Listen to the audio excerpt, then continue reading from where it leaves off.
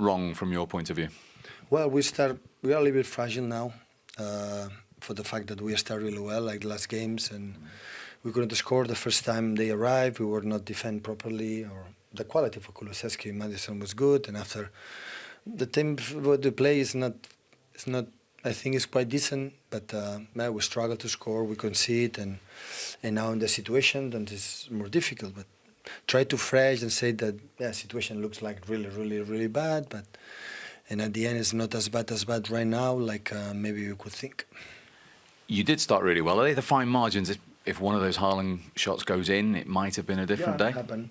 But the start now to blame who is the reason why we will make a mistake. There are a lot from the beginning, little details for many players out for many reasons, and it's not about that. I've been here as a football player, not maybe as a manager, but especially in the Premier League or in the league, 3 defeats in a row. I started in Barcelona as well, so the only chance that we have is, okay, stay there. So if we have done it, and we are doing, like last 8 years we have done, the results were there, and it will be a mistake to change a lot of things. Is more what we think and what we approach in the moment the game. So Tuesday we have another game. We try to break that momentum, and Premier League is so long. Many games is going to happen. So trust is an important word here. That's what you're saying. Why should be differently, right? So of course now is that. Listen, this is not fairy tales in a sport in life. So there are moments that you have to live. You have to accept it. So we would like to win all the games and be, a fantastic team, but sometimes for many reasons we are in the situation. You have to embrace it. You have to accept it and say, okay. So what can you do is not blame each other, because normally that happens, to save each one and do it. They said, okay, listen, stay more than ever together, and even getting worse. Okay, continue to be what you have done, and the moment we are going to change the dynamic, everything is going well. So it is a test, because you've never been in this situation before. You've never lost 5 in a row as a manager. These players haven't either. So it is unusual ground, isn't it? Yeah, but at the end, please lose, 3 or 4 or 5 games, lose 2 or lose 5. Of course, every time you lose a game, the doubts is even getting worse and worse. And then you understand, but it's not just about that. It's not just, I would say, about how many games lose. It's the fact how we are, and that moment is here, this year, or in that moment, the situation faces a different reality that we had in the last years. What do you have to do? Run away? Absolutely not. You have to stand up more than ever, and because what define the people or succeed, what define really happen is when you fail, stand up. So it's not. I don't know another situation. We have problems at home or problems in our lives. So stand up and face it. And at the end, it's going bad. So it's going bad. So what can we do? Just finally, the fact that they are such serial winners in there, does that give you that belief that they have that unbelievable mentality and character? Will not be. I don't know what's going to happen this season, but will not be 1 second ago in my disbelief for this group of players or this club. This is not going to happen. That's for sure. But no, if I don't. But the reality, we have to do it again. Or the people come here to enjoy our games and try to do it. And so, but I would say that I would not expect during so many years being there so many times. Sometimes I knew it. Maybe 3 years ago or 2 years ago, last season we drop it. Now it's the reality. So I thought last season we won the treble or 4 in a row. I said, still we are here. Now finally came. So there is no team in the world that can sustain the 8, 9, 10 years what happened. Now it's a reality. What can you do? So face it. So we cannot run away and fake that when you lose 0-4 or you score or concede 4 goals in Lisboa, but everything is fine. Of course it's not. Everybody knows it. But what you have to do is try to analyze, face it. Okay, let's go. Spurs in possibly the last 3, 4, maybe even 5 years. City dominate, create loads of chances, come close. Keepers always pull off saves, and then Spurs have a knack that they either get something off a sloppy play or they hit us in transition. and they seem to take those chances that they get, and I think that's exactly what they've done in this game. I think Maddison's runs and his finishes, I think, have been unbelievable. They've played the game really well in terms of dealing with whatever they possibly can that City throw at them, and their minimum of chances that they're going to get, try and capitalise off them. Well, let's look at the first of those goals as you tell us what Spurs have done right in the first one. It's real quality, and it's Kulusevski back on that right-hand side. I talked about him playing centrally and how dominant he was in central midfield. Vardiol has to do better, but once he turns inside here, this pass and the run there from...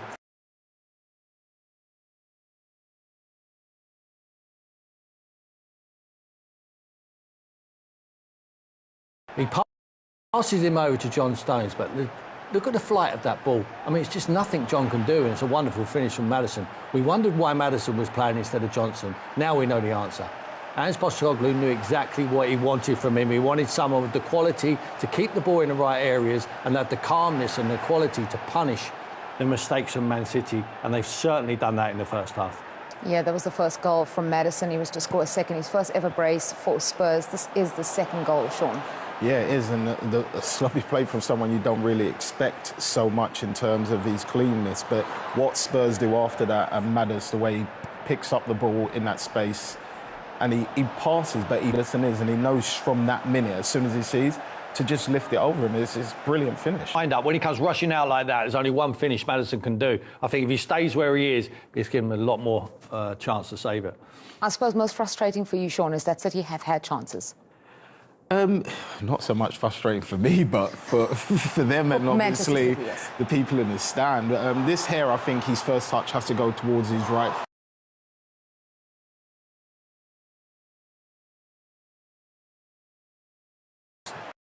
In terms of, that's a great turn there by Savinho.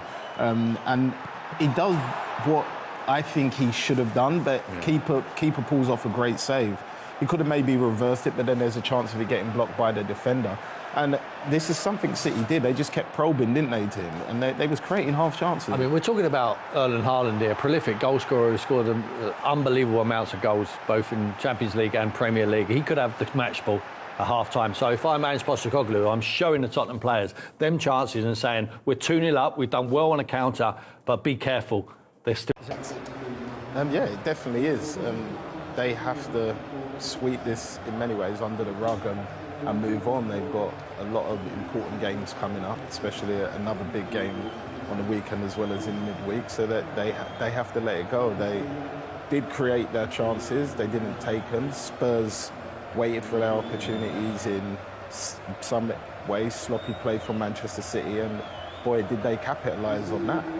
They absolutely did, for Ange Postecoglou and for James Maddison especially, who on his 28th birthday has given a present to the Spurs fans. They are celebrating, they are enjoying every single moment, soaking it up. It's not often a side goes to the Etihad. The first time, in fact, in 2 years that a side has gone there and won, and they have won so completely. 4-0 the final score. It is a result that will still be shocking, even though City have been on this losing run. It'll still be shocking simply because of the fact that they scored so many and didn't concede a single goal, as you mentioned. So they'll be enjoying this. Absolutely. I mean, it's a magnificent result for Tottenham. You know, on the back of the disappointing defeat at home to Ipswich before the international break, you know, they've come back. They look sharp today. They had a real game plan. I'm just pleased for the manager because, you know, I'd have to say it's probably a 50-50 split on Tottenham fans who either want him or amazingly want him out. It's incredible. I can't believe it. Shame on you guys for wanting this guy out. This guy, for me, is a breath of fresh air, what Tottenham needed. And he needs results like this to convince a lot of the fan base that he is the main man. For me, give him time, give him the money, give him a few transfer windows, got a clear identity. He will win trophies at this football club, but he needs to be given time to be able to do it. And today is a good reminder for a lot of the fans out there who are ringing up these phone-ins to say, we want our manager out, this guy's not good enough. Believe me, he is good enough. He is a top-drawer manager who's got different ideas to the majority of managers in the Premier League. Kulusevski, who was in your picture just now, not scoring against Spurs, not scoring against City, given that he has done that 3 in a row for Spurs at City the last little while, but he was instrumental. We'll see that when we break down this game for you.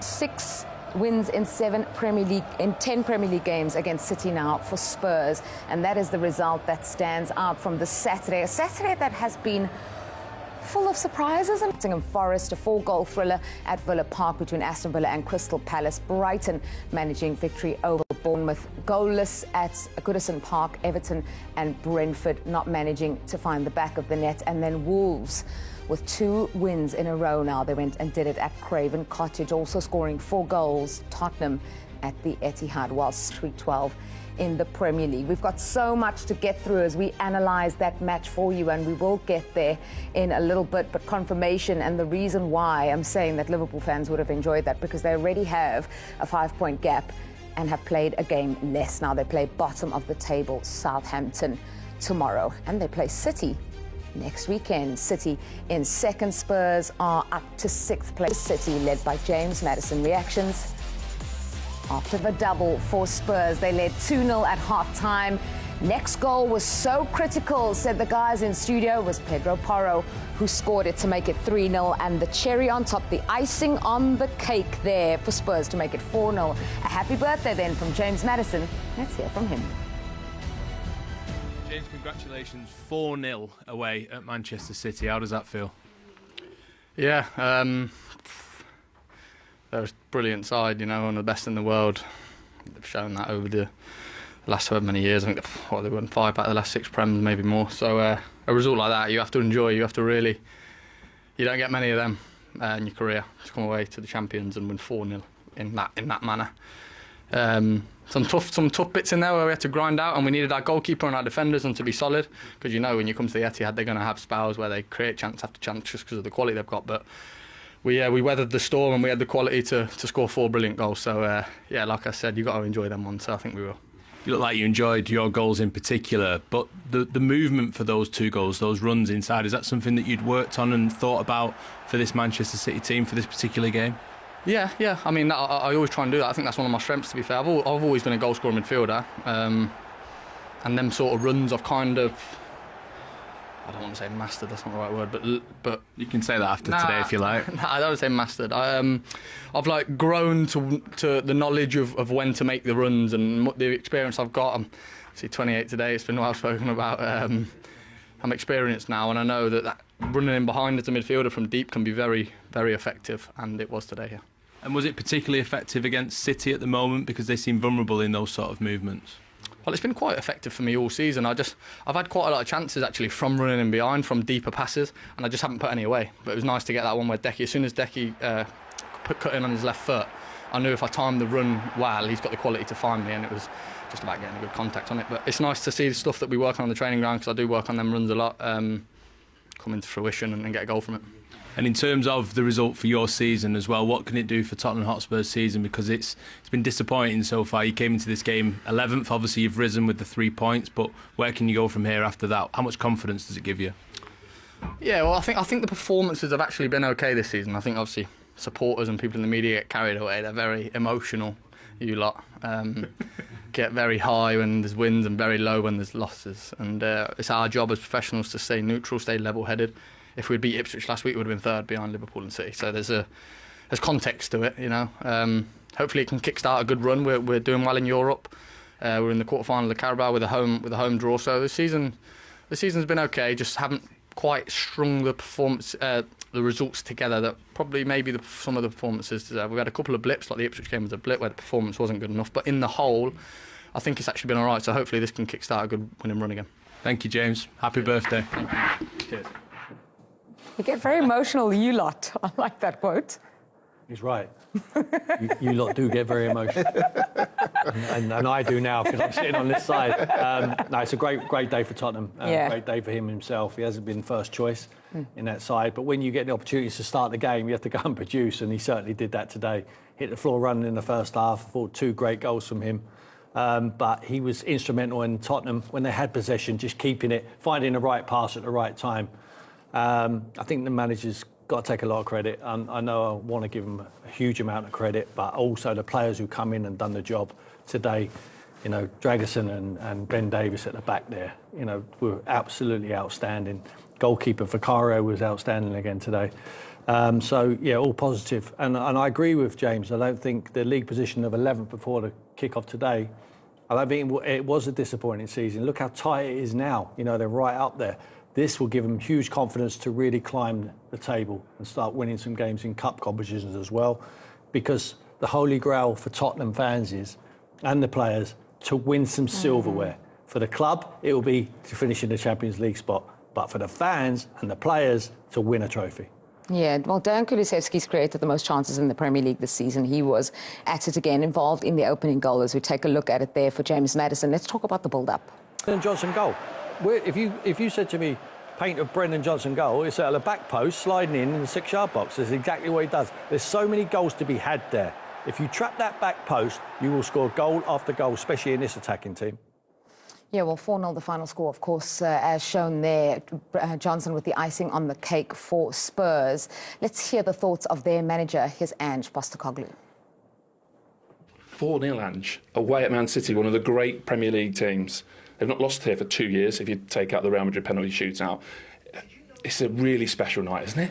Yeah, it would have been handy before the international break and I could have enjoyed a few days with the family, but no, look, it is. I think it is significant. I know, you know, people probably reflect on, you know, they're not in the greatest of form results-wise, but like I said, here at home, I know what a challenge they are, and, you know, it was an important game for us, fair to say, particularly after the last one, and the way the boys sort of reacted to, you know, very easy when you're sort of under pressure and kind of, you know, things aren't going as smoothly as you want to splinter off, but I never got that sense. We stuck together during the week and, you know, reflected in a great performance today. And when there have been difficult moments this season, you said, look, we're developing, we're making progress.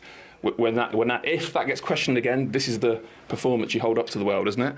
Yeah, look, I think it's also for us to reflect on ourselves, you know, if we can perform like this on a consistent level. And you know, even if it's just a bit below this, you know, the disappointing thing for us in a couple of games is we've fallen well short of the kind of football we want to play and the team we want to be. And that's the disappointing thing. I think there's no doubting I think we're on the right track and we're developing to a very good football side. But at the same time, we've got to make sure, you know, when our levels drop, they don't drop as they have in a couple of games this year. Yeah, I sense that's in your mind already, actually. We absolutely have to back this up now. You always do. I mean, that's the nature of the Premier League. I mean, we've got a European game midweek. You know, this period of games between now and sort of the New Year is going to be really important for our season. So, yeah, we've got to enjoy this. You've got to enjoy it because it doesn't come along too often, and then just recover and go again Thursday. Well done. Thank you, bud. Den said it's the worst home league defeat in Pep Guardiola's managerial career and his worst defeat in over a decade. It is a result that will be celebrated by Tottenham fans, but your phone has been going off, so who else is celebrating? Well, just have a guess. When your dad is supporting Spurs, there is a problem right now. Unprecedented and unheard of. There you have confirmation. The last time that Pep Guardiola lost at home 4-0, he was manager of Bayern, and it was in 2014, so well over a decade. At home this afternoon, November 2024, losing 4-0 to Spurs at the Etihad Stadium, the worst in the league ever for Pep Guardiola. It has been a difficult period, Tim, and as a manager, what can he do? Well, he's never experienced it. I mean, welcome to the real world, Pep. This is what happens at football management. Sometimes you get beat 4 or 5 on the spin, and you just have to try and find the next win. And that's exactly what he'd be doing. He won't be panicking. This man's a genius. He's been a genius for years and years. You know, he's never been used to this. He needs to get on the horse, get back on it, and find a win from somewhere and get some confidence. But he needs some players back. We keep talking about the players who are not there, and he hates to do that. He likes to embroider the players who he's got and try and encourage them to. And he had a good enough team out there today. And we just spoke about it. He never played badly. You know, in the first half, I mean, Haaland should have scored 3 goals. You know, Vicario made some decent saves. But they just making sloppy mistakes at the back. They look like on the back of a... If you're ever going to play Man City, I think you need to play them after an international break.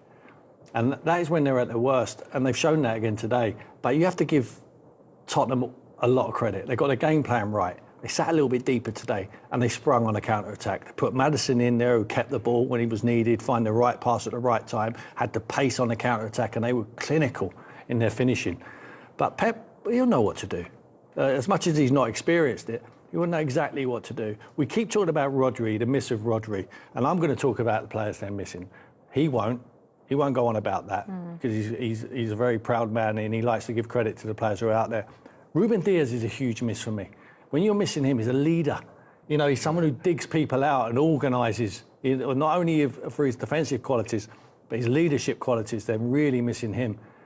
Kovacic was missing there today. The midfield looked wide open today. Looked like it missed physicality, really, legs to get around. They're all good footballers. We know if you play for Man City, you've got to be a good footballer. You've got to be able to handle the ball. But sometimes, like Gundogan for the first goal, when he lets Maddison run off the back of him, if that's Rodri, that's not happening. If it's Ruben Diaz is there as a centre-back, he's not allowing him to do that. So sometimes you need leaders to open their mouth and they need to pull people around. Today, they never had that. We've spoken a lot about what went right for Spurs today, what they did well. From a Manchester City perspective, how would you sum up the 90 minutes and what went wrong today? A typical game against Spurs in many ways. I think, like I said earlier in the show, if you've seen them over the years against Spurs, they do dominate the game in possession. They do create chances. Spurs always seem to defend well at times, or their keeper does really well and pulls off good saves, and which is what they did. But what was fantastic about Spurs today is when they did get the opportunities to break on City's sloppy mistakes, they proper capitalised on it. They made them pay for every bad square pass, for every loss of possession. And that is what the Premier League gives you. The Premier League's only getting harder and harder and harder. And these teams can hurt you if you're caught half at your game. And in terms for City's levels, they were half at their game in terms of keeping possession in dangerous areas and not leaving themselves wide open to them attacks. They left themselves wide open today and they got punished. Haaland also had a hat-trick of really great chances in the first half. He scored over 50% of City's goals. Are the goals being shared around enough this season? Well, no, they ain't. There is a lot of pressure on him. Josh Scholes, probably, I think, in many ways, the second top goal scorer in that squad. And they do need to be shared out. But at the same time, Phil's only just started really playing again. Kevin's on the verge of coming back. We saw him come in and we saw a little spark light up, especially in Bernardo and the way Haaland were moving in that final third. So there are still players to come back. But at the end of the day, we had the chances in this game to maybe put Spurs on the back foot or even win it early on, but we didn't take them. And Spurs did well. Incredible as well in terms of the title race. Manchester City 5 points behind Liverpool, who play tomorrow, potentially 8 behind them before their game next week. Is it too early to say that is too damaging? No, it's not too damaging, but it's wide open. I mean, anyone can win. 3 teams, in my opinion, can win it: Arsenal, Liverpool and Man City. Tottenham won't get close enough, but they're going to have a huge say in who does win it. No one wants to play Tottenham. Both home and away, they will go with the same approach as what they had there today, and they will blow this title race wide open. Absolutely. Well, the Premier League back from the international break, and it's back with